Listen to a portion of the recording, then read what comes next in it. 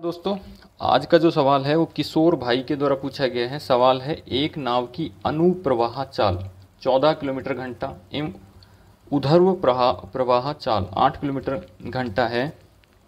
नाव की शांत जल में चाल ज्ञात कीजिए। देखिए,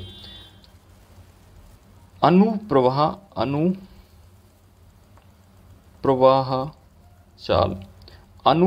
चाल होती है, यानी कि धारा के साथ साथ जो चाल होती है, यानी धारा की दिशा में ही चाल होगी, वो अनुप्रवाह चाल होगी। इसमें नाव की चाल और प्लस में धारा की जो चाल होगी वो दोनों जुड़ जाएंगी, यानी जिस तरफ धारा जा रही है उसी तरफ नाव भी जा रही है, तो अनुप्रवाह चाल होगी।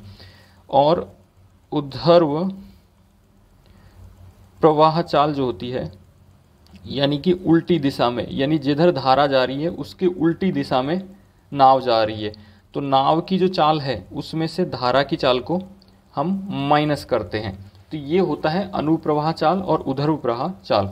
देखिए, नाव की चाल हम मान लेते हैं x और धारा की मान लेते हैं y, तो x प्लस वाई जो है यानी अनुप्रवाह चाल है वो दी हुई है 14 किलोमीटर, तो ये 14 हो जाएगी।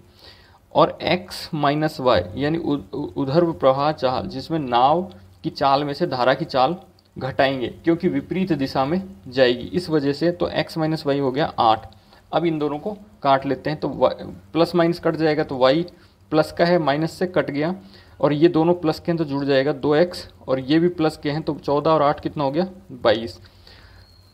2 का भाग देंगे, 2 एकम 2 और 2 से यहाँ पे 11 आ जाएगा, तो यानी x का मान आ गया 11। x मैंने माना है नाव की जो चाल है, यानी नाव की जो चाल है, शांत जल में चाल है, वो है 11 किलोमीटर घंटा, और ये इसका आंसर होगा जो कि ऑप्शन नंबर 2 में दिया हुआ है।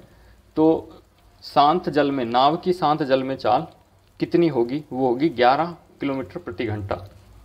धन्यवाद।